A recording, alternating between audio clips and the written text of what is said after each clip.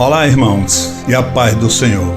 Apesar de certos nomes pouco citados na Bíblia, porém tem uma grande importância para contar a história do povo de Deus através dos tempos. E Boaz foi um deles. Mas afinal, quem foi Boaz? Boaz viveu durante a era dos juízes, um período caracterizado pelos repetidos ciclos de desobediência, opressão, arrependimento e libertação de Israel. Na cidade de Belém, cidade natal de Boaz, era uma comunidade agrícola e que condiz com o papel dele como proprietário de terras e agricultor. Boaz aparece pela primeira vez no livro de Ruth, capítulo 2, versículo 1, que diz assim: Ora, Noemi tinha um parente por parte de seu marido, um homem de posição, da família de Elimeleque, cujo nome era Boaz. A descrição, um homem de posição, frequentemente traduzido como rico ou nobre, aponta não apenas para bens materiais, mas também para a retidão moral. Naquela época, o patrão falava pouco com seus trabalhadores, de forma incisiva e até resumida, e somente para dar ordens. Porém, Boaz saudava seus trabalhadores rurais como uma saudação graciosa: O Senhor esteja contigo.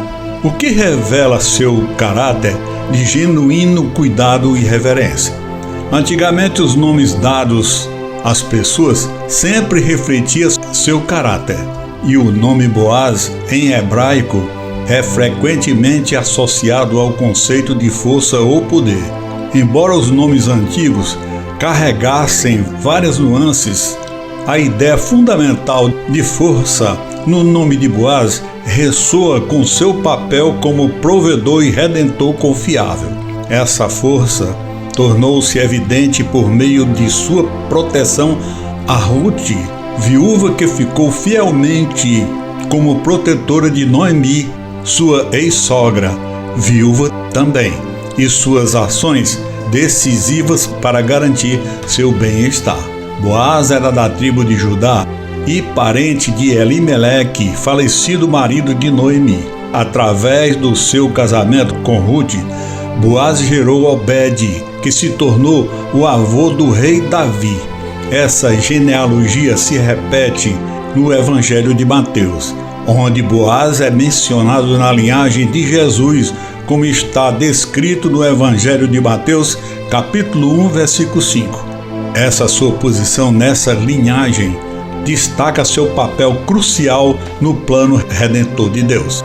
Um conceito bíblico fundamental ilustrado por meio de Boaz é o papel do parente redentor da raça humana.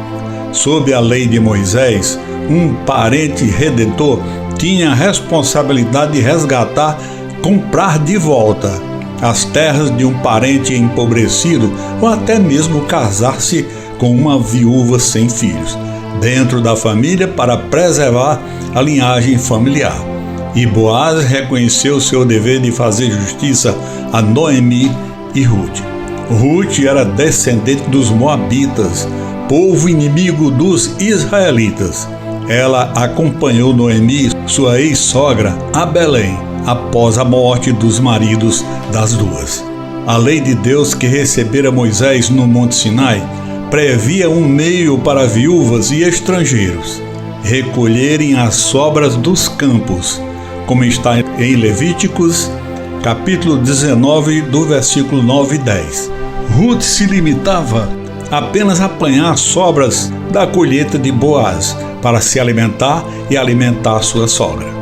Boaz não apenas concedeu a Ruth permissão para apanhar essas sobras, porém também instruiu seus trabalhadores a deixarem grãos extras para ela. Essa postura protetora norteou atos para a união futura entre eles. Ao se casar com Ruth, Boaz honrou a tradição de gerar descendentes para a linhagem de seu parente Elimeleque e ressaltando sua integridade e compaixão.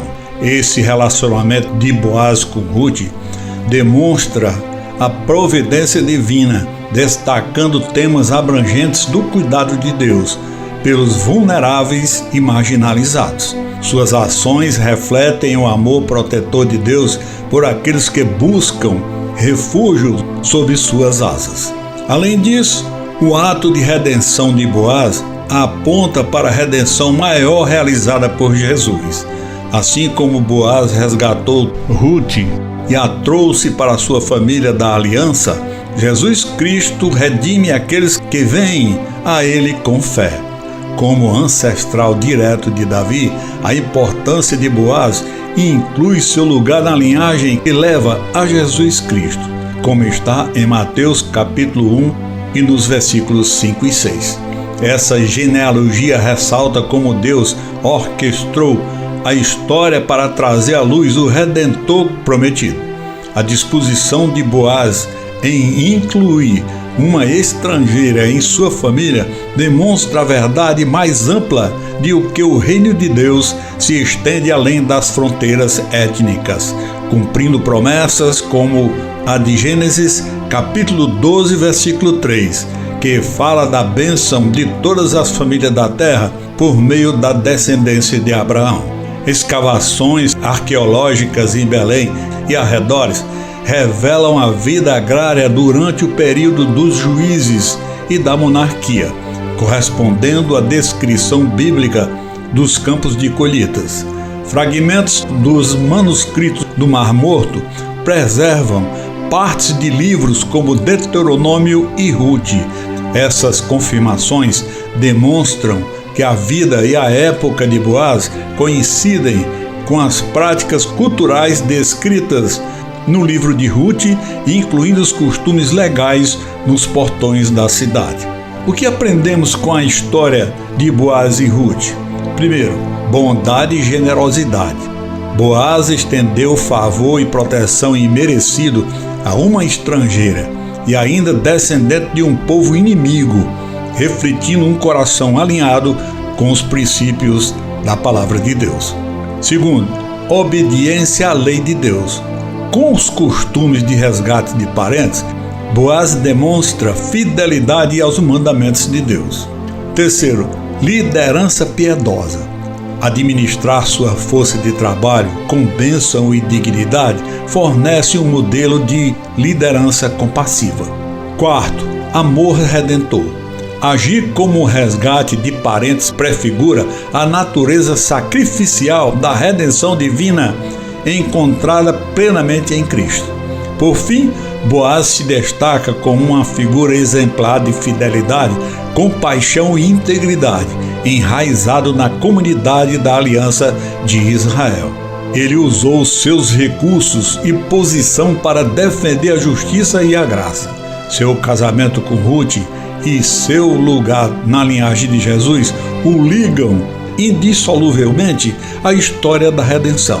Ao estudar a história de Boaz, vemos a bela tapeçaria tecida da fidelidade de Deus, lembrando-nos de que, mesmo em épocas desafiadoras, planos soberanos se desdobram para produzir o bem supremo. Amém, irmãos, e fiquem com Deus.